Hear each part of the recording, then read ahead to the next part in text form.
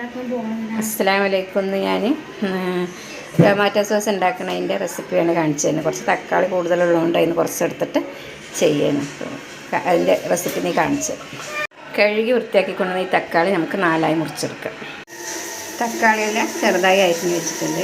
ഒരു 4ആക്കി ചെറിയ തക്കാളി ആയതുകൊണ്ട് 4ആക്കിയിട്ട് അരിഞ്ഞിട്ടുണ്ട്. അതിൻ്റെ ഒരു തണ്ടിൻ്റെ ഭാഗം കളഞ്ഞിട്ട് അരിഞ്ഞെടുക്കുക. തക്കാളിയൊക്കെ അരിഞ്ഞെടുത്തിട്ടുണ്ട്. അതിൻ്റെ ആ തണ്ടിൻ്റെ ഭാഗം കളഞ്ഞിട്ട് 4ആക്കിയിട്ട് അരിഞ്ഞെടുക്കുക. കൂടെ 2-3 വെളുത്തുള്ളി അല്ലി ഇടുക.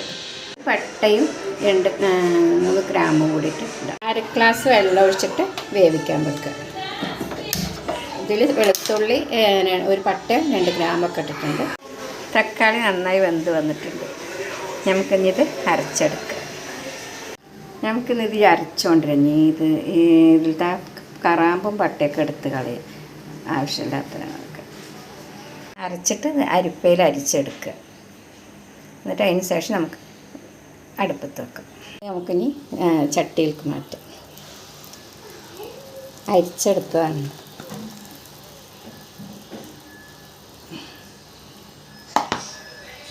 നമുക്കിതിലേക്ക് ഇത്തിരി മുളക് പൊടി ഇടാം.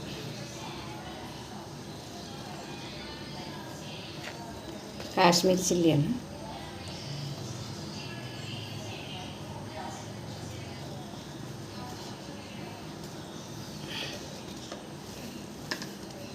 കുറച്ച് പഞ്ചസാര ഇടാം.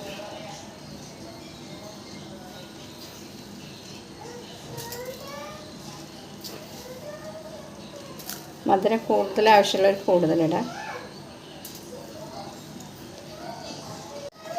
കുറച്ച് ഉപ്പിടും, ലേശം.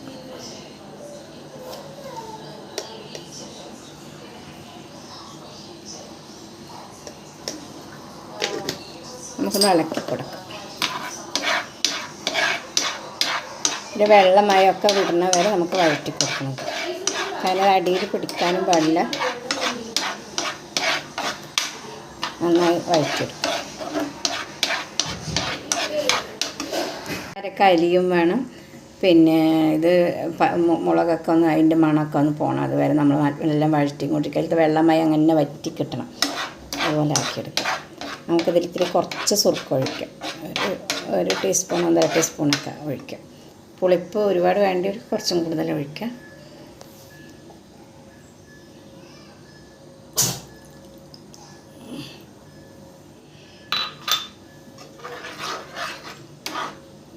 വെള്ള സുർക്കല്ല, അതാണ് ഒഴിക്കുന്നത്.